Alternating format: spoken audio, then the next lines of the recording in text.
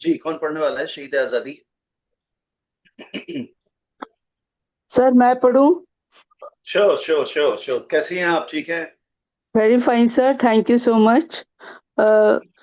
Sir ये मुश्किल है थोड़ी। कोई बात नहीं, फिर तो और मजा आने वाला है। फिर तो जो चैलेंजिंग चीजें हैं उसको तो वैसे भी। जी जी।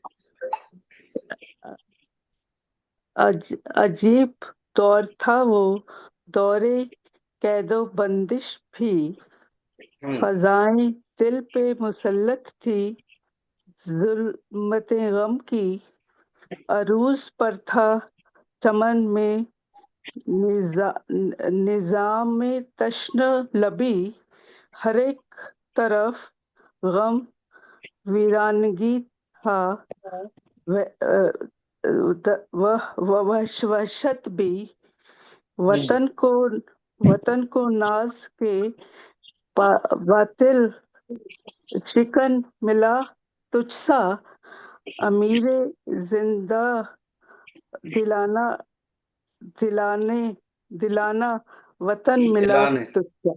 दिलाने अच्छा। वतन मिला तुझसा। आप तो कह रही थी मुश्किल है, मगर आपने बहुत अच्छा पढ़ा, माशाल्लाह, बहुत बढ़िया। सर मैंने कोशिश की, होमवर्क में यही कर रही थी, मैं कोशिश कर रही थी कि मुश्किल लफ्जों को पढ़ जाऊं थोड़ा। बस कोशिश ही करना काम है, होगा बाकी तो जी सर। ऊपर वाले के हाथ में है। जी जी। जी अब मिलजुल के कोशिश करते हैं, देखते हैं कितना टफ है, कितना मुश्किल है। ठीक है। सर, ये ज्यादातर फारसी है क्या? नहीं, कीवर्ड्स तो यूजुअली फारसी हैं। जितना ज्यादा उर्दू जबान जो है वो लिटरेरी काइंड ऑफ इस्तेमाल होगी, चाहे प्रोज में या पोएट्री में, उतना ज्यादा इन्फ्लुएंस पड़ जाता है फारसी का ऑटोमेटिकली, क्योंकि लफ्ज उनको फिर हम्म, उधर ही से लेने होते हैं। मुसल्लत, जुल्मात, अरूज, जी जी। और दूसरी तशनगी। बात यह है कि हम लोग तो सिर्फ पढ़ रहे हैं। सरदार भगत सिंह शहीद हो गए तो वो ज्यादा मुश्किल काम था मेरे ख्याल में। हाँ जी जी जी जी। जी। तो शहीद आजादी का मतलब यह है कि एक वो इंसान जो आजादी के लिए, इंडिपेंडेंस के लिए, फ्रीडम के लिए शहीद हो गया, और उनके इस टाइटल के नीचे नाम लिखा है सरदार भगत सिंह। ठीक है, सरदार भगत सिंह लिखा हुआ है। राइट। और उसके बाद यानी ये नज्म उनसे मुताल्लिक है, उनको भेंट की गई है, उनके बारे में है। पहला मिसरा इसका है, अजीब दौर था वो, दौरे कैदो बंदिश भी। अजीब दौर था वो, दौरे कैदो बंदिश भी, यानी वो दौर जो इंडिपेंडेंस के मूवमेंट का दौर था, जिसमें लोग खड़े हुए थे 1857 वाली जंग में देश को आजादी दिलाने। वो दौर बड़ा अजीब दौर था। कैसा दौर था वो कैद और बंदिश का दौर था। यानी क्या मतलब, उसमें लोग कैद किए जा रहे थे, बंद किए जा रहे थे। कैद करना क्या होता है? कैद करना होता है किसी को अरेस्ट करना। ठीक है। राइट। जो प्रिजन में डाल देते हैं लोगों को, उन्हें कैदी कहा जाता है। जो लोग कैद हो जाते हैं उन्हें कैदी कहा जाता है। और कैदोबंद एक साथ इस्तेमाल होता है, यानी किसी को अरेस्ट करना और जेल में डालना। उसी से बंदिश आया है। तो इससे एक बात ये भी समझ में आती है कि कैद तो फिर भी लगता है, थोड़ा गाढ़ा सा लफ्ज है, काफ भी है इसके अंदर, बट दरवाजा बंद करो, बंद है, बंदिश, ये तो बहुत आम से लफ्ज है ना हमारी जबान का। हाँ जी। ये भी हाँ फारसी है जी। इत्तेफाक से। ये भी इत्तेफाक से फारसी है। ठीक है ना, कैदो बंदिश। बंदिश, कैदो जी बंदिश बंद। फारसी है। जी, कैद ओरिजिनली अरबिक है, बट बंद जो है वो फारसी है। हालांकि कैद भी फारसी में उसी तरह इस्तेमाल होता है जैसे फारसी के दूसरे अल्फाज। हम्म। बट बंदिश जो है, बंद जो है, उसका रूट है बस्तन। एक लफ्ज बोला जाता था हम लोग के बचपन में। अब सब जो है वो बैग बोलते हैं, वरना पहले बस्ता कहा जाता था, स्कूल का बस्ता। हाँ जी। ठीक है ना। अभी भी आप लोग सुनते होंगे बस्ता is a pure Persian word. बस्ता यानी क्लोज्ड, एक चीज जो जिप करके बंद कर दी गई हो। ठीक है ना। हम्म। सो अभी भी इस्तेमाल होता है फारसी में, दरवाजे के लिए बोलते हैं बंद, या हम्म। बस्ता यानी बंद है, क्लोज्ड है। ठीक हम्म। है। अभी भी लोग जो उर्दू में शेर वगैरह में इस्तेमाल करते हैं इस लफ्ज को, लफ्ज बस्ता को। एक साहब की गजल का शेर है, जिए करता है उसके बस्ते में अपने बचपन की कापियां रख दूं। ये भी एक लंबी गजल है एक साहब की, उसमें एक शेर ही था उनका, जिए जिए करता है उसके बस्ते में अपने बचपन की कापियां रख दूं। आप लोग चूंकि फुल लुत्फ लेते हैं, इसलिए इस गजल का एक शेर और भी मुझे याद आ रहा है जो मुझे बहुत पसंद है। ये शेर जो आप सुनाने जा रहा हूँ वो ये है कि राजदारी का ये तकाजा है, राजदारी का यानी राज छुपाने का और किसी का राज दिल में संभाल के रखने का ये तकाजा है, राजदारी का ये तकाजा है, काट कर हाथ पर जमा रख दूं। इसी में ये शेर है। खैर, बस्ता और बंद और बंदिश जो है ये सारा सिलसिला फारसी का है। अजीब दौर था वो, दौरे कैद और बंदिश भी। वो जमाना अजीब था, धरपकड़ का जमाना था, धड़ पकड़ का जमाना था। लोग अरेस्ट किए जाते थे, कैदी बनाए जाते थे, जेल में डाल दिए जाते थे। फजाए दिल पर मुसल्लत थी जुल्मतें गम की। दिल के ऊपर जो फजा थी, दिल का जो हाल था, ठीक है ना, दिल के अंदर का जो एटमॉस्फेयर था, उसके ऊपर अंधेरा छाया हुआ था। जुल्मतें यानी अंधेरा। सी जुल्म यानी होता है सताना किसी को, इलेक्ट्रिसिटी को कहते हैं, बट जुल्मत यानी डार्कनेस। इसको कभी मिक्स ना कीजिएगा, जुल्म और जुल्मत में फर्क है। तो जुल्मत के माने होते हैं अंधेरे के, डार्कनेस के। तो दिल की फजा के ऊपर, दिल के अंदर के माहौल पर गमों की जो है वो फजा मुसल्लत थी, गमों का अंधेरा छाया हुआ था, जुल्मतें छाई हुई थी, काहे की, दुख की। यानी कहने का तात्पर्य यह है कि दिल का हाल बड़ा बुरा था इन दिनों। उन दिनों मुश्किल ये थी कि बड़ा अनसर्टेन था, कब किसको कहाँ से उठा ले जाएं अंग्रेज, कब किसी को मार दें, फांसी चढ़ा दें, जेल में डाल दें, क्या होगा। अब सब कुछ त्याग दे के लोग जो है वो देश बनाने और बचाने को निकले हुए थे। तो इसलिए बहुत दुख का माहौल था। हर एक घर से कोई ना कोई अरेस्ट है, तो कोई कुछ हो रहा है। तो फजाए दिल पर मुसल्लत थी। मुसल्लत समझते हैं? No sir. अच्छा, मुसीबत मुसल्लत सर। कहते हैं, मुसल्लत कहते हैं कि किसी चीज का किसी चीज पर इम्पोज हो जाना, थोप देना, किसी पर थोप देना, थोप देना है इनफैक्ट जी, दैट इज कॉल्ड मुसल्लत। इम्पोजिशन। हाँ, इम्पोजिशन जो होती है दैट इज कॉल्ड मुसल्लत। हाँ। ठीक है। हाँ, there is a translation of holy scriptures as per an Islamic teachings. There is a sentence, जिस सोसाइटी में लोग एक दूसरे पर जुल्म होता देख के चुप रहे हैं, उस पर खुदा एक ऐसे जालिम को मुसल्लत कर देता है। यहाँ पे ये फ्रेज खत्म हो जाता है। खुदा एक ऐसे बेरहम आदमी को मुसल्लत कर देता है, यानी इम्पोज होप देता है उनके ऊपर, तुम्हारा दिमाग ठीक होगा। ठीक है, क्योंकि तुमने खुद अपना ख्याल नहीं रखा और तुमने दूसरों को सताया और सताते हुए देखा और कुछ नहीं बोले तुम, लिहाजा तुम्हारी सजा ये है कि तुम्हारे ऊपर कोई एक जालिम किस्म का रूलर थोप दिया जाए। Right, we have the example in America. ये जो लफ्ज है मुसल्लत का ना, ये वहां पर इस्तेमाल हुआ है। तो मुसल्लत मीन्स थोप देना। तो दिल के ऊपर जो थोपी हुई फजा थी वो काहे की थी? वो गम के अंधेरे थे जो हमारे पर थोप थे। हमारा दिल इसलिए नहीं है कि इसके अंदर गमों के अंधेरे हो, दुखों के अंधेरे हो। हमारा दिल खुशहाल रहने के लिए, हमारा दिल शांत रहने के लिए है, हमारा दिल मोहब्बतों के लिए है, हमारा दिल दूसरों से जलने के लिए, गिबतों के लिए, दुखों के लिए, इसके लिए नहीं है। हमारा दिल ऊपर वाले ने बनाया है शांत रहने के लिए। बट उसके ऊपर कौन सी फजा और कौन सी डार्कनेस थोप दी गई? दुखों की, गमों की। ठीक है जी। उरूज पर था चमन में निजाम तशनलबी। उरूज कहते हैं पीक पर होना किसी चीज को, किसी चीज का अपने क्लाइमेक्स पे पहुंच जाने को उरूज कहा जाता है। चरम सीमा पे होना किसी चीज का उरूज पे होना कहलाता है। इसी से एक लफ्ज बनता है मेराज। ठीक है, ओके। जो मैं मेरा आई मीन घर में पुकारने का नाम भी है और मेरा पेन नेम भी है उर्दू शायरी के लिए, एटलीस्ट फारसी में तो नहीं इस्तेमाल करता मैं इसलन।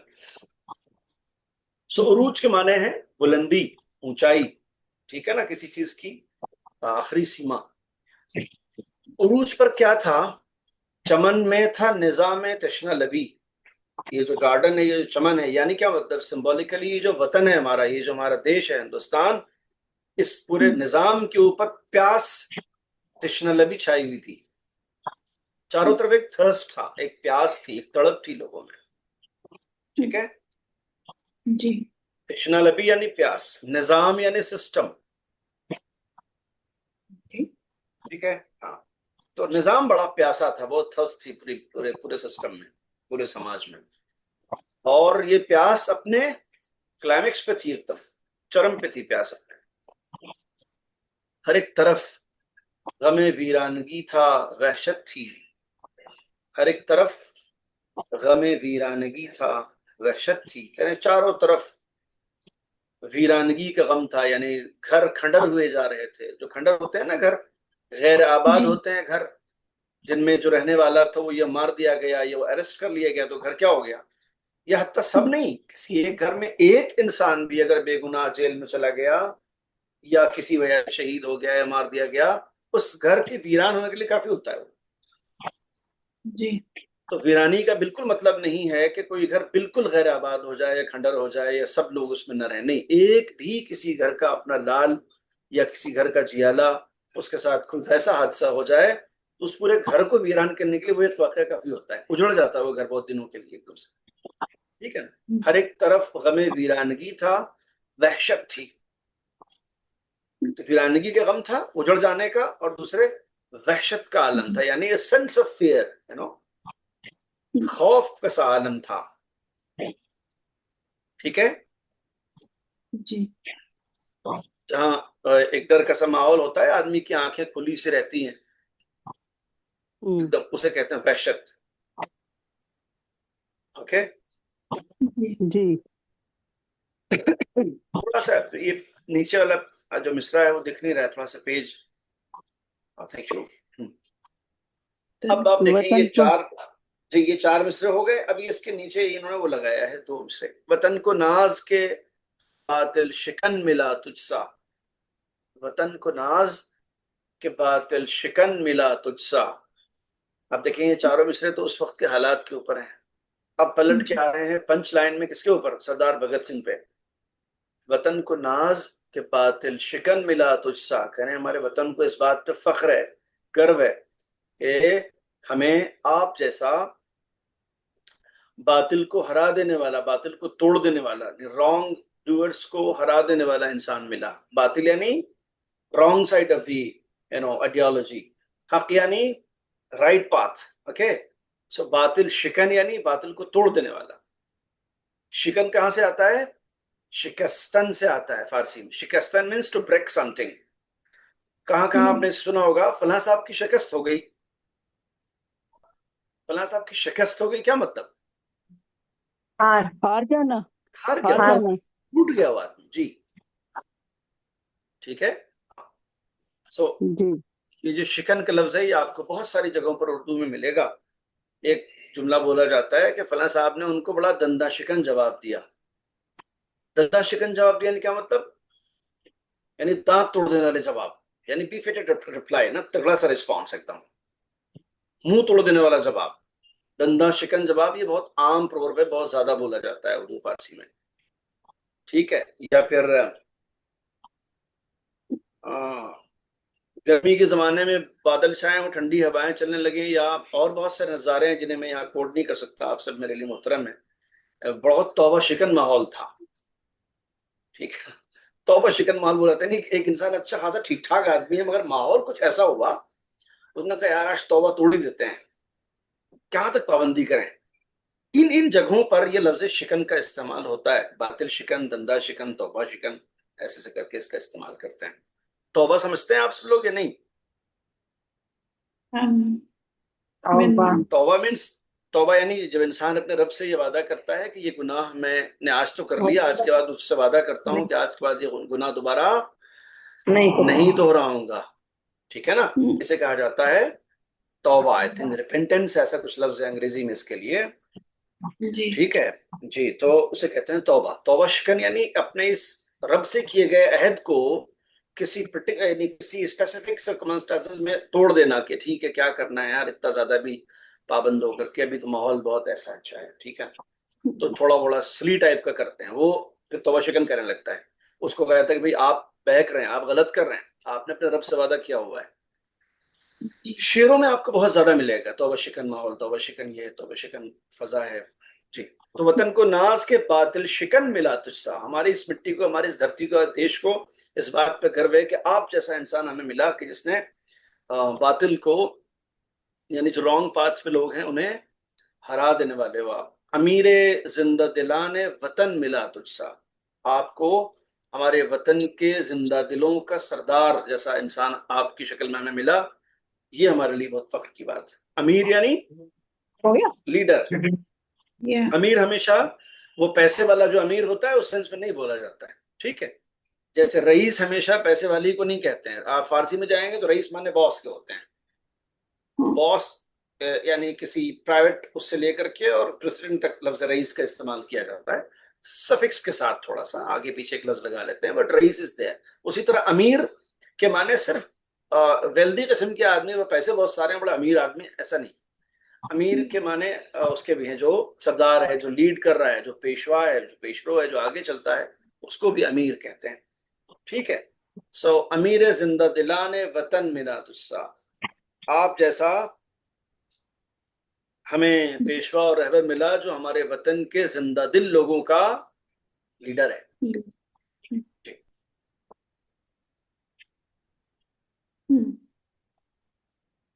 अब बताएं कि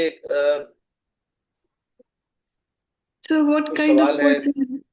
What kind of poetry is this? Because this is four lines of one, like they are presenting the problem and then there's the solution kind of thing, right? जी, ये जो आप देख रहे हैं इसको टेक्निकली मुसद्दस कहा जाता है। Uh-huh. इस फॉर्मेट को मुसद्दस कहा जाता है। क्यों कहा जाता है मुसद्दस? 6 लाइनें मुसद्दस जिसमें हो, जिसमें 6 लाइनें एग्जैक्टली, हो वो। मुसद्दस इज अरबिक वर्ड जिसका रूट है सादिस। सादिस के माने होते हैं छः। छः को अरबिक में सादिस कहा जाता है, ठीक है। उससे बनता है मुसद्दस, यानी कोई एक ऐसी बात कि जिसके अंदर 6 लाइनें हो तब जाके एक शेर या एक कंप्लीट हो। तो इस नज्म को जिसके अंदर 6 मिसरे ऑल टुगेदर इस्तेमाल होते हैं तब जाके एक बंद या एक पूरी बात कंप्लीट होती है, जिसमें शुरू के 4 मिसरों में प्लॉट और भूमिका बनाई जाती है, प्लेटफॉर्म तैयार किया जाता है, और लास्ट के 2 मिसरे पंचलाइन का काम करते हैं, जिसमें शायर अपनी उस बात को कहता है जो लास्ट में कंक्लूजन रिमार्क के तौर पर वो कहना चाहता है। Okay, तो इसे thank you. कहते हैं मुसद्दस, ठीक है। Thank you.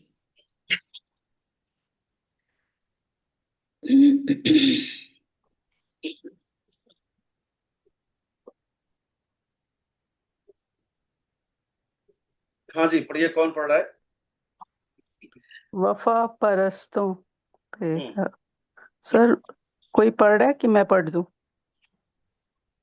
I can बेशक कोई ना do. कोई पढ़ेगा, अगर कोई नहीं पढ़ेगा तो आप पढ़िएगा जी। वफा परस्तों पे हर राह जिंदगी थी बंद। बंद। बंद। वफा परस्तों पे हर राह राहे जिंदगी थी बंद। राह जिंदगी थी बंद। जब अहले दिल पे अम, सितम कर रहे पे थे, सितम पे सितम कर रहे थे जुल्म पसंद। जालिम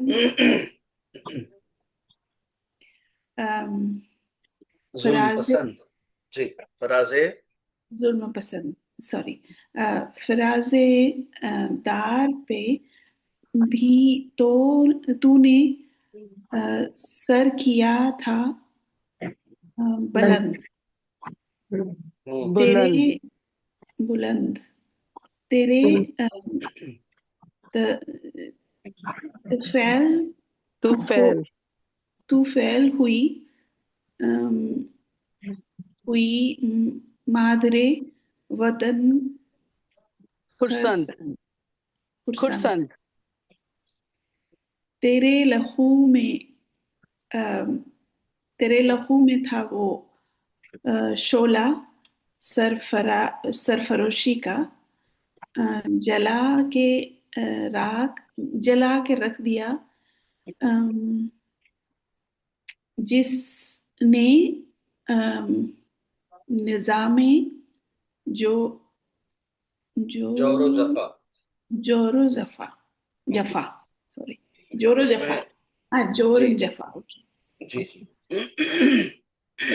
इसमें जो जोरो जफा में जो जी जीम वाव के बाद दिखाई दे रहा है वो लिखा दाल की तरह से है, मगर उसे रे आप मान के चलें, क्योंकि अगर हम उसे दाल मानते हैं तो जू दो दफा हो जाएगा, जो कि दो अलग अलग पॉजिटिव और नेगेटिव वर्ड्स हैं, जिसका यहाँ कोई तुक नहीं बनता है।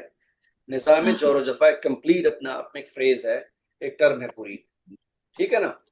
जी। यानी कहने मतलब जूद भी एक लफ्ज होता है जिसके माने होते हैं सखावत के, जनरसिटी के, खुल के किसी को अता करने के, बट जूद जफा का यहाँ पर कोई रोल नहीं है। निजाम जोर जफा एक कंप्लीट वर्ड है अपने आप में। ये जिन साहब ने भी किताबत की होगी इसकी प्रिंटिंग से पहले या टाइपिंग की होगी, वैसे मुझे लग रहा है कि ये किताब हाथ से किताबत कराई गई है। टाइपिंग का कोई भी फॉन्ट इस तरह का नहीं होता है आज की डेट में उर्दू में। सो उनसे ये हुआ है कि रे दाल हो गया है, ठीक है। वफा परस्तों पर हर राह जिंदगी थी बंद। जो लोग लॉयल किस्म के लोग थे, जो लोग वफादार थे, वफा परस्त थे, जो वचन दे दिया देश के लिए उस पर अमल करने वाले थे, उनके लिए जिंदगी के हर रास्ते क्या थे? बंद। बंद थे, ठीक है ना। हम्म दे हैड नो ऑप्शन, यानी सारे दरवाजे बंद थे उनके लिए। सख्त थे उनके लिए हालात बहुत ज्यादा।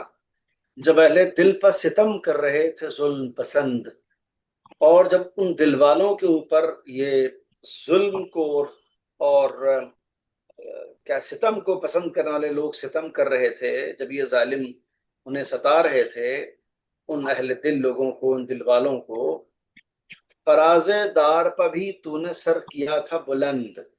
उस दौर में भी आपने, यानी भगत सिंह जी, आपने सूली पर जाके, सूली पर चढ़ के अपने सर को आपने ऊंचा कर दिया था, हम्म हम्म ठीक है।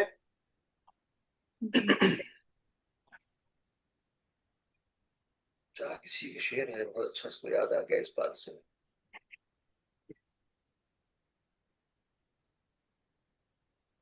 पहले जमाने में दो तरह की सजाएं देते थे बादशाह। किले की जो बहुत ऊंची दीवार हुआ करती थी, और दीवार के एकदम ऊपर चले जाओ तो सब कुछ बहुत नीचा, खाई जैसा रहता था, बहुत नीचा। अगर किले की दीवार के एकदम ऊपर चढ़ गया कोई इंसान तो ये तो वहां से धक्का दे देते थे, या फिर आदमी को सूली भी चढ़ा देते थे, जिसे फराजेदार कहते हैं। दार कहते हैं सूली को, फराज उस सूली की ऊंचाई को कहा जाता है। तो वो जो दीवार है साथियों, किले की ऊंची वाली, आजकल के हमारे घरों की दीवार की बात नहीं हो रही। पहली बात तो दीवार ही क्या होती है, फ्लैट्स होते हैं दिल्ली में, तो बड़े मेट्रोपॉलिटन सिटीज में जो घर होते भी है उसमें भी उतनी ऊंची दीवारों को तस्वुर नहीं है जो किले में होता है। किले का आपने देखा होगा ना क्या सिलसिला होता है। उन दीवारों को फसील कहते हैं। क्या कहते हैं? फसील, फे स्वाद ये लाम। किसी ने शेर कहा अच्छा कि फसील कसर नहीं तो फराजेदार सही, फसील कसर नहीं तो फराजेदार सही, खुदा ने हमको हमेशा बुलंद रखा है। क्या खूबसूरत बात कही है, ठीक है ना। अगर हमें वो किले जैसे दीवारों की ऊंचाइयां मैसर नहीं आई और हम खुद बादशाह नहीं बन सके, तो सूली पे तो चढ़े ना हम। दोनों हालतों में ऊपर वाले ने हमको बुलंद रखा है। जो सूली पे होता है वो ऊंचाई पे होता है, जो अपना सर दे रहा होता है। बाकी लोग ऐसे देख रहे होते हैं उसे। फसील कसर नहीं तो फराजेदार सही, खुदा ने हमको हमेशा बुलंद रखा है, ठीक है। ठीक। तो फराजेदार पर भी तूने सर किया था बुलंद। उन हालात में भी जब लोग जुल्म कर रहे थे, जब जो वफादार और लॉयल किस्म के लोग थे उनके लिए जिंदगी तंग हो गई थी, मुश्किलात बढ़ गई थी, उस दौर में भी तूने अपने सर को सूली पर बुलंद किया था। तेरे तुफैल हुई मादरे वतन खुरसंद, तेरे तुफैल हुई मादरे वतन खुरसंद। तेरे तुफैल यानी क्या मतलब? आपके तुफैल में, यानी आपके जरिए से, आपकी कृपा से, ठीक है। मादरे वतन यानी ये धरती माँ जो है हमारी, ये जो हमारा वतन है, ये जो हमारी जमीन है, ये हमारा देश है, ये क्या हुआ? खुरसंद हुआ। खुरसंद किसे कहते हैं जी? खुरसंद कहते हैं खुश होने को। खुरसंद कहते हैं प्लेजर को। खुरसंदी यानी प्लेजर, खुरसंद यानी हैप्पी। तो आपकी कृपा से हमारी ये जो देश की मिट्टी धरती है, हाँ, इस धरती माँ को खुश खुशी हो गई। खुशी मिली जी, आपकी वजह से खुशी मिली जी। मादर वतन, ठीक है। जी। मुल्क को, देश को मादर वतन भी कहा जाता है कि ये देश हमारी माँ है, ये मिट्टी हमारी माँ है। आगे कहते हैं तेरे लहू में था वो शोला सरफरोशी का, आपके खून में जान दे देने की ऐसी आग थी, ऐसा आपके अंदर तड़प थी, शोला था सरफरोशी का यानी सर दे देने का। जला के रख दिया जिसने निजाम जोर जफा। उस शोले ने, उस फ्लेम ने, उस आग ने जो आपके अंदर सर दे देने की थी, उस आग ने ये पूरे जुल्म और सितम का जो निजाम था अंग्रेजों का, इस पूरे सिस्टम को जला के राख कर दिया उसने। जो आपके अंदर सर दे देने की आग थी, उसने तेरे लहू में वो शोला, तेरे लहू में था वो शोला सरफरोशी का, जला के रख दिया जिसने निजाम जोर जफा। जुल्म, जोर जफा, ये सारे अल्फाज बोले जाते हैं किसी के साथ ज्यादती करना, किसी को सताना, किसी को मारना, किसी के ऊपर जुल्म करना, इसके लिए बोला जाता है, ठीक है। तो उसका जो निजाम था उस वक्त का, उसका जो सिस्टम था पॉलिटिकल अंग्रेजों का, उस पूरे इंटायर सेटअप को आपके दिल के अंदर की वो जो लहू के अंदर की जो आग थी, अपनी जान को कुर्बान कर देने की, उस आग ने उन्हें जला के ध्वस्त कर दिया, उनके पूरे सिस्टम को जी।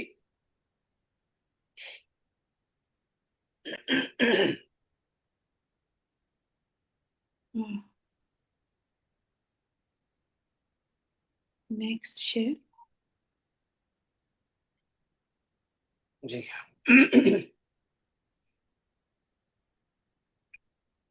रहेगी याद भगत सिंह तेरे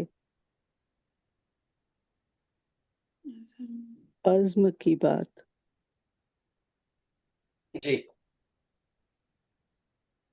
सर मैं पढ़ दूं अगर कोई नहीं पढ़ रहा तो?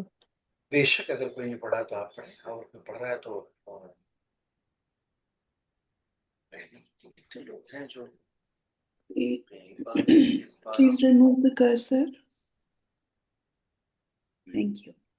रहेगी रहेगी याद भगत सिंह तेरे अज़्म की बात। हटे हटे ना जाओ, हटे ना जादाए हिम्मत, हिम्मत से तेरे पाए पाए शा पाए से बात से है से। पाए पाए सबात। तेरे लहू के चरागों से जगबगा उठी रात। लर्ज उठी तेरे तेरे तैशे तैशे खुर खुसरवी की हयात। खुरसरवी की हयात। खुरसरवी तेरे लहू तेरे लहू से मिली थी न नवेद आजादी। सलाम तुझको मेरा ए शहीद आजादी। क्या बात, रहेगी याद भगत सिंह तेरे अज़्म की बात। रहेगी याद भगत सिंह तेरे अज़्म की बात, ऐसे पढ़ना पड़ेगा, तेरे नहीं पढ़ सकते। हाँ, रहेगी याद भगत सिंह तेरे अज़्म की बात। भगत सिंह जी, जो आपका जो दृढ़ संकल्प था, आपका जो डिटरमाइंड किस्म का जो इरादा था, ठीक है ना। हाँ, कन्विक्शन था आपका। अज़्म यानी मजबूत इरादा होता है दरअसल, है ना। तो जो आपका डिटर्मिनेशन था वो याद रहेगा हमको हमेशा, ठीक है ना। हटे हम्म, ना ज्यादा हिम्मत से तेरे पाए से बात। और जो जिस करेज का रास्ता आपने अपनाया, हम्म, उससे आपके पैर कभी हटे नहीं उससे। ऐसे आपने कदम जमा लिए उस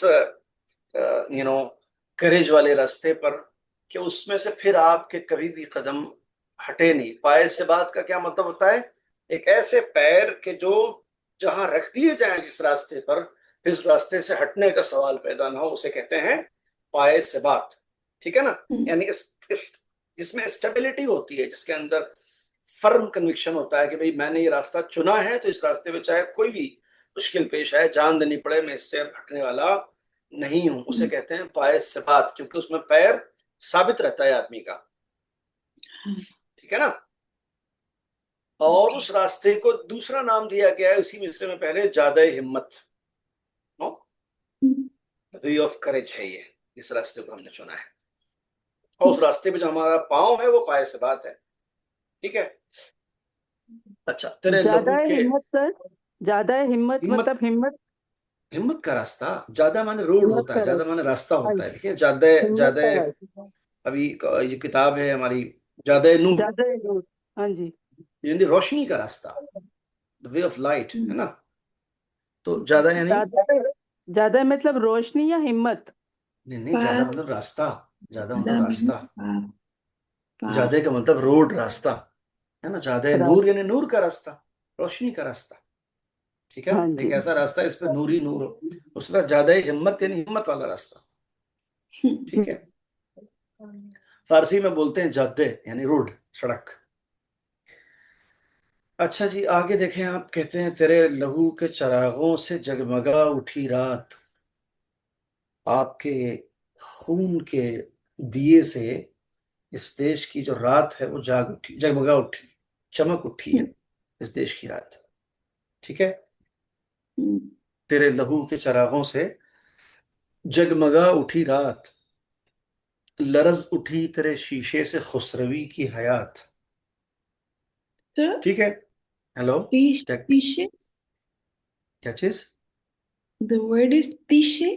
हाँ, Tishe is अभी जस्ट उस पर आया हूँ जी, अभी मैंने मिसरा पढ़ा, एक बार अर्ज कर रहा हूँ, बता रहा हूँ। लरज उठी तेरे तीशे से खुसरवी की हयात। तीशा कहते हैं ब्लेड को, जो चाहे शीशे का होता हो चाहे वो स्टील का होता हो, बट वो सर्जन क्या इस काम में आता है कि जब वो किसी इंसान को ऑपरेट करने से पहले, चाहे वो फोड़ा हो चाहे वो बड़ा ऑपरेशन हो, जब वो कट लगाते हैं जिस चीज से, उस पर्टिकुलर bisturi. ब्लेड को तीशा कहा जाता है। Bisturi. ठीक है ना। हाँ, उसे उसे फारसी में तीशा कहा जाता है। एक बहुत मशहूर प्रोवर्ब है फारसी में, थीशे और रीशे। बहुत मजेदार बात है ये। रीशे फारसी में Hmm. कहा जाता है जड़ को। जड़ Huh? को, किसी भी इंसान, किसी भी बात, किसी भी तहजीब, किसी भी आइडियोलॉजी की जड़ को कहते हैं रीशे ये फला नजरिए, रीशे ये फलन इंसान, रीशे ये फला। एक प्रोवर्ब Hmm. फारसी में है तीशेदार रीशे। यानी क्या मतलब? किसी इंसान या किसी तहजीब या किसी नजरिए की जड़ पे वार करना, सिरे से खत्म एकदम। Hmm. उसे कहते हैं कि फलानी तीशे बैर रीशे است। तीशे बैर रीशे यानी क्या मतलब? यानी भैया हमला करो तो हाथ पैर सर नहीं, सीधे आप तो जड़ से साफ करने को लगे उसको एकदम से, है ना। तो उसे कहते हैं तीशे बैर रीशे। अच्छा, तो लरज उठी तेरे तीशे से खुसरवी की हयात। उस जमाने का जो बादशाह था, खुसरो था। खुसरो यानी किंग होता है। खुसरो का एज अ वर्ड जो मीनिंग है, अमीर खुसरो की बात नहीं कर रहा हूँ, Khusro as a word it means king. तो उस जमाने में जो बादशाह था, खुसरो था, उसकी जिंदगी कांप उठी। किससे? आपके तीशे से। आपने वो जर्ब लगाई, वो हमला किया, वो चोट पहुंचाई कि उससे उसकी पूरी जिंदगी कांप गई। किसकी? उस जमाने के किंग की, बादशाह की। लरज उठी तेरे तीशे से खुसरवी की हयात, यानी उस जमाने के जो बादशाह है उसकी जिंदगी कांप उठी। इसमें एक इंटरेस्टिंग बात, छोटी सी टेक्निकल भी है, वो भी आपके साथ शेयर कर लेता हूँ। आपने अभी तक ये उठी और उठा करके सुना होगा आपने। क्या है वो आंख उठी? क्या है वो? नुसरत फतेह अली खान की एक कव्वाली भी है, बाद में उसको अलग तरीके से भी कंपोज किया गया मॉडर्न बॉलीवुड गाने में। आंख उठी क्या? उसके चेहरे एनीवे, से। हाँ हाँ जो भी है, क्या अंगड़ाई ली कैसे करके आएगी वो। मगर उसमें हम्म, आप देखिए उठी आ रहा है बार बार, उसमें उसमें उठी में टे के ऊपर तशदीद लगी हुई है। ठीक है, अगर उस तरह हम यहाँ वाली उठी को पढ़ दें दोनों मिसरों में, तो दोनों मिसरा आउट हो जाएगा मीटर से। तो एक बात ये ध्यान में रखती है कि ये जो उठी उठा है, ये हर जगह उठी और उठा नहीं है। जैसे इस मिसरे में, इन शेरों में जो हम पढ़ रहे हैं, इसमें अगर हमने पढ़ लिया तेरे लहू के चरागों से जगमगा उठी रात, तो जगमगा उठी रात अगर हम पढ़ते हैं तो सब गड़बड़ हो जा रही है इसमें। इस पर्टिकुलर रिदमिक मीटर में हमें इसे पढ़ना है तेरे लहू के चरागों से जगमगा उठी रात, ऐसे पढ़ना है।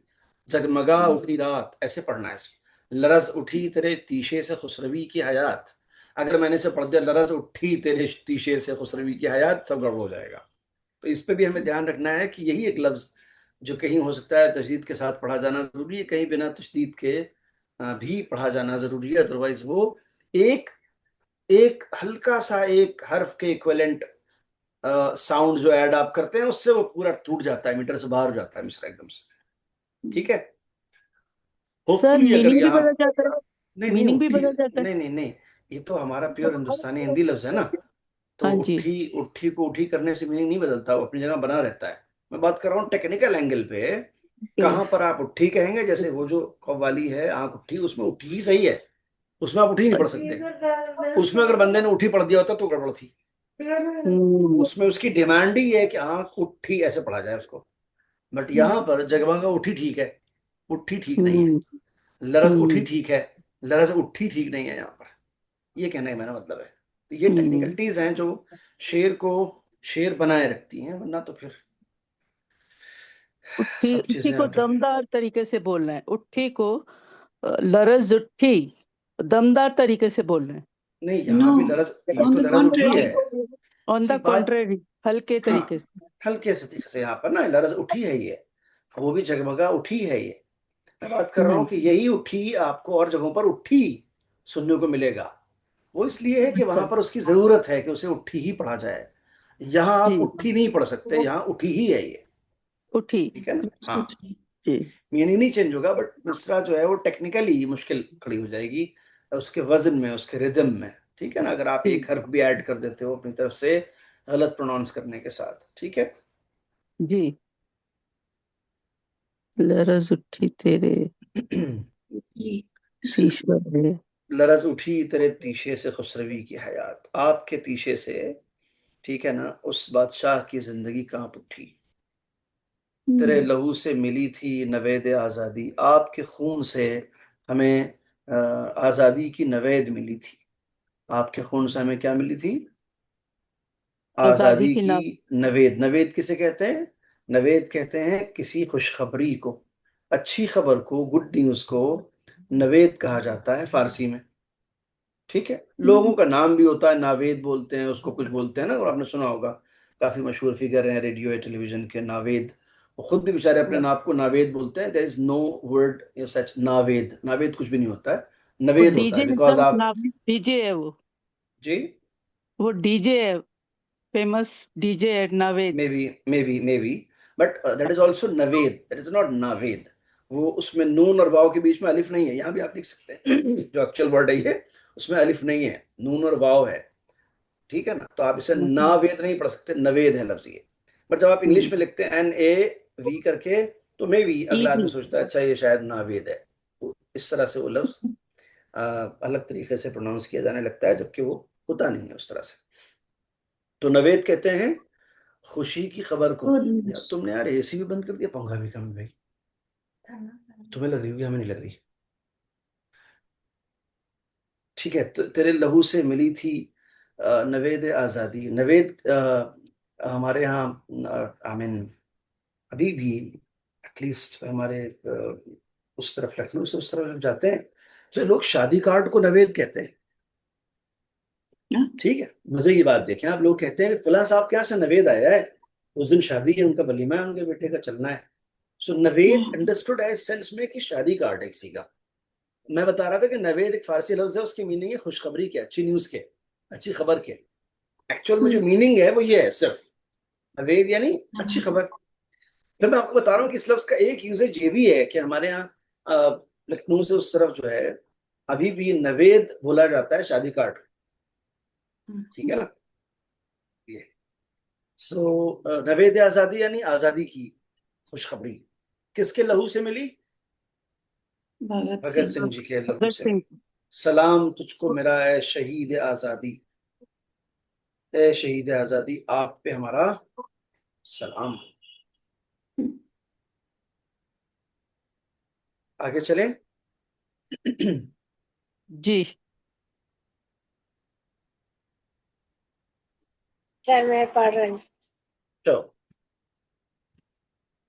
वतन को अज़म मिला तेरे जोश उल्फत से, जमीन बुलंद हुई तेरे औज हिम्मत से, मिला शरफ तेरे कुर्बानी मोहब्बत से, हयात कौम ने पाई तेरी शहादत से, तेरे हयात का हर बाब काबिल तकसीर काबिल तकलीद। तकलीद, रखेंगे याद सदा हम तुझे अजीम शहीद। वतन को अज़्म मिला, बहुत बढ़िया जी, बहुत बढ़िया पढ़ा आपने। वतन को अज़्म मिला तेरे जोश उल्फत से, वतन को अज़्म मिला तेरे जोश उल्फत से, इस देश को मजबूत इरादा मिला किससे? आपकी मोहब्बतों के जोश से। आपने जिस तरीके से मोहब्बत दिखाई इस धरती माँ के लिए, और जिस तरीके का जोश और जज्बा आपने दर्शाया, उससे हमारे इस देश को क्या मिला? अज़्म मिला, यानी एक नया इरादा मिला। जमी बुलंद हुई तेरे औज हिम्मत से, आपकी हिम्मत की बुलंदी से इस जमीन को भी बुलंदी मिली। ठीक है ना? आपकी जो हिम्मत है और आपका जो करेज है उसमें जिस तरह की ऊंचाई पाई जाती है, उसी की वजह से इस जमीन को भी ऊंचाई मिली। मिला शरफ तेरी कुर्बानी मोहब्बत से, मिला शरफ तेरी कुर्बानी मोहब्बत से। शरफ कहते हैं डिग्निटी को, ठीक है ना, या किसी ऐसी अच्छी उपलब्धि को जिससे इंसान अपने आप को डिग्निफाइड फील करे, उसे शरफ कहा जाता है। ठीक है, इसी से लफ्ज शराफत और शरीफ बनता है, जिसका आजकल अकाल पड़ा हुआ है, बहुत महंगी मिल रही है, मिल नहीं रही है कहीं, बड़ी मुश्किल से। so मिला शरफ तेरी कुर्बानी मोहब्बत से, आपकी मोहब्बतों भरी कुर्बानी से हमें ये अचीव हुआ, हमें डिग्निटी मिली, हमें शरफ हासिल हुआ। ठीक है ना? It can be हयात proud as well, sir. Proud. Some extend आप कह सकते हैं जी। जाहिर है कि इंसान जब इज्जत मिलती है, उपलब्धि हासिल करता है, कोई डिग्निटी फील करता है अपने अंदर, तो बहरहाल प्राउड फील करता है। So proud is somehow you can say the result of this particular feeling, which is called Sharaf. Okay. ठीक है। जी। मिला शरफ तेरी कुर्बानी मोहब्बत से, आपकी मोहब्बत की कुर्बानी से हमें ये शरफ मिला। हयात कौम ने पाई तेरी शहादत से, आपकी मौत, आपकी शहादत इस नेशन की जिंदगी की वजह बन गई। इस कौम ने, इस नेशन ने, राष्ट्र ने जिंदगी पाई आपकी मौत से, आपकी शहादत से। आप क्या गए कि देश जिंदा हो गया, आपने जिस तरह जान दी, शहादत दी, उसके नतीजे में इस कौम ने, इस राष्ट्र ने, इस नेशन ने हयात पाली, जिंदगी पाली। ठीक है। तेरी हयात का हर बाब काबिल तकलीद, तेरी हयात का हर बाब काबिल तकलीद, आपकी जिंदगी का हर चैप्टर, ठीक है, वो क्या है? फॉलो करने काबिल है, तकलीद के काबिल है। मेरा सैल्यूट है संदर्शनी महाराज को, इन्होंने जो लफ्ज इस्तेमाल की है, ये लफ्ज प्योर थियोलॉजिकल काइंड ऑफ एक टर्म है, जो बहुत सारे हमारे शायद आम बरादरान को न पता हो। ठीक है, कि ये लफ्ज क्या है और कहाँ इस्तेमाल होता है। थोड़ा सा मुझे वक्त में इसको थोड़ा डिफाइन करूँ, इंटरेस्टिंग बात है ये। जी। See, with the due respect for all other sect within a Islamic community, दो मेजर सेक्ट है जिसके बारे में आपने सुना होगा, शिया और सुन्नी, ठीक है, ऑन रिकॉर्ड आपसे जी। अर्ज कर रहा हूँ ये बात में, उसमें कोई इसकी बात नहीं, एकेडमिक प्रेजेंटेशन। उसमें जो शिया सेक्ट है उनके यहाँ पूरी दुनिया में एक या उससे ज्यादा एक उनका स्पिरिचुअल गुरु होता है, जस्ट लाइक अ पोप इन क्रिश्चियंस, ठीक है। उस इंसान को मरजे तकलीद कहते हैं। क्या कहते हैं? मरजा, मीम रे जीम आयन, मरजा यानी जिसकी तरफ रुजू किया जाए, जिसकी तरफ लोग पलट के आए, ऐसे घूम घूम के बार बार उससे कंसल्ट करें किसी अहम चीज के बारे में। उस इंसान को मरजा तकलीद कहा जाता है, जो इस कम्युनिटी के लिए थ्रू आउट वर्ल्ड पोप की कैटेगरी में होता है। और वो एक से ज्यादा भी हो सकता है, ये एक डिफरेंस भी है, यही एक डिफरेंस भी है। आई मीन शायद हमारे ईसाई भाइयों से या शिया मुस्लिम्स के यहाँ, इनके यहाँ एक होना जरूरी नहीं, एक से ज्यादा भी हो सकता है। So that's why within Shia community एक से या दो आई मीन मर्ज़ होते हैं जिनको लोग फॉलो करते हैं कायम है। बिलीफ सिस्टम में नहीं, बिलीफ सिस्टम में कि खुदा एक है, प्रॉफिट उनके प्रॉफिट हैं या कुरान अल्लाह की किताब है, इसमें किसी को फॉलो करना अलाउ ही नहीं है, जायज ही नहीं है। You have to have your own realising process, और जानना और समझना, ईमान रखना, ये आपकी अपनी जिम्मेदारी है। इसमें आप आंख बंद करके ब्लाइंडली किसी के कहने पे नहीं फॉलो करेंगे, अब्बा ने कहा, अम्मा ने कहा या भला धर्मगुरु ने कहा, no no, not at all, it's not permissible. But जो रिचुअल्स हैं, जैसे नमाज है, रोजा है, हज है, फलाना है, क्या डूज एंड डोंट्स हैं लाइफ में हमारे, इसके बारे में हमारी एक सुप्रीम अथॉरिटी होती है जिसे पूरी दुनिया में इस पर्टिकुलर कम्युनिटी के लोग फॉलो करते हैं, उसके कमांड्स को, उसके दिए गए गाइडलाइंस को, जो कि बुक की शक्ल में भी होता है, और अब आज का जमाना इंटरनेट का है तो एक प्रॉपर वेबसाइट्स हैं। दुनिया का कोई भी मसला हो आप उनसे डायरेक्टली पूछ सकते हैं। ऑफ कोर्स वो डायरेक्टली तो शायद क्या जवाब देंगे, बट ऑफिस होता है, इतने सारे लोग होते हैं, पूरी उनकी दुनिया होती है इसको, या पब्लिश्ड फॉर्मेट में बुक्स होती है जिसके अंदर वो सारे मसाइल लिखे होते हैं कि आपको किस सूरत में क्या करना है आपके अपने मजहबी रिचुअल्स के टेक्स्ट में। तो इसलिए उन्हें कहा जाता है मर्ज़े तकलीद। और ये जो लोग कर रहे होते हैं इस काम को तकलीद कहा जाता है। ये जो लोग कर रहे हैं, क्या कर रहे हैं, उन्हें फॉलो कर रहे हैं, उनके दिए गए कमांड्स को फॉलो कर रहे हैं, इस काम को तकलीद कहा जाता है, as per pure jurisprudence and as per pure theological terminology, this is called तकलीद। कमाल की बात यह है कि ये इतना अंदर का लफ्ज है कि एक आम तौर पर कितनी अच्छी उर्दू को जानता हो कि जब तक किसी इंसान ने अलग अलग धर्मों का अध्ययन नहीं किया होगा बहुत डीप पे में, तब तक आई कैन चैलेंज नहीं बता सकता आदमी की तकलीद का लफ्ज कहाँ इस्तेमाल करना है। ठीक है ना, नहीं बता सकता, और कोई सही इतना इस्तेमाल कर ही नहीं सकता। ठीक है जी। अभी फॉर एग्जांपल जो ईरान में वॉर की शुरू होती है, जिस सुप्रीम लीडर को मारा है उन्होंने, he was the marja taqlid around the world, he was like pop for Shia Muslim around the world, पूरी दुनिया में जहाँ कहीं हुई। ठीक है। and apart from being a supreme leader of a particular nation or country, यानी उनकी जो political capacity थी वो एक अलग बात है। apart from that, being a spiritual guru, he was the marja taqlid। ठीक है। तो जैसा मैंने बताया एक से ज्यादा होते हैं, एक इराक में, उनका नाम अयतुल्लाह सिस्तानी है, he is also basically Iranian but रहते इराक में। पूरी दुनिया उन्हें फॉलो करती है, जिनके डूज एंड डोंट्स की जो कमांड्स होते हैं, भाई आपको क्या ये करना चाहिए, अच्छी बात है, ये करना चाहिए, बुरी बात है। एग्जाम्पल, ये नमाज के क्या मसाइल, रोजे के क्या मसाइल, हज के क्या मसाइल है, उसके बारे में। ठीक है। सो ये है मामला इस लफ्ज तकलीद का जो यहाँ पर महाराज जी ने इस्तेमाल किया है। ठीक है। तेरी हयात का हर बाब काबिल तकलीद, सरदार भगत सिंह जी, आपकी जिंदगी का हर चैप्टर, हर कदम, हर एंगल काबिल तकलीद है। You deserve to be followed, आपको लोग फॉलो करें, ये बनता है। आपकी जिंदगी का हर हर रुख, हर हर पहलू, हर हर एंगल जो है वो अपनाने के काबिल है। ये कहने का मतलब, रखेंगे याद सदा हम तुझे अजीम शहीद, ए ग्रेट मार्टायर्ड, हम आपके आपको हमेशा याद रखेंगे। सदा जब सीन से लिखा जाए साथियों तो याद रखिएगा उसके माने हमेशा के होते हैं, और सदा जब साथ से लिखा हुआ मिले तो उसके माने वॉइस के होते हैं, आवाज के होते हैं। सदा सदा आती है, स्वाद से अगर आपको मिले तो पता चलता है कि आवाज आती है। और सदा ही हम ऐसा करेंगे जब बोला जाए, इट मीन्स के कॉन्टेक्स्ट बता रहा है कि ये सीन से लिखा जाने वाले सदा है और इसके माने हमेशा के हैं। रखेंगे याद सदा हम तुझे अजीम शहीद, ए ग्रेट शहीद, ए महान शहीद, हम तुझे हमेशा याद रखेंगे। Wow. ठीक है, जी।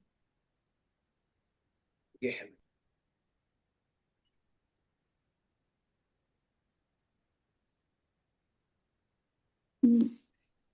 Nice.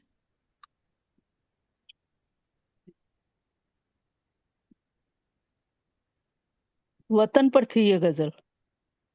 जी, सरदार भगत सिंह, शहीद भगत सिंह वतन। पर ये गजल थी।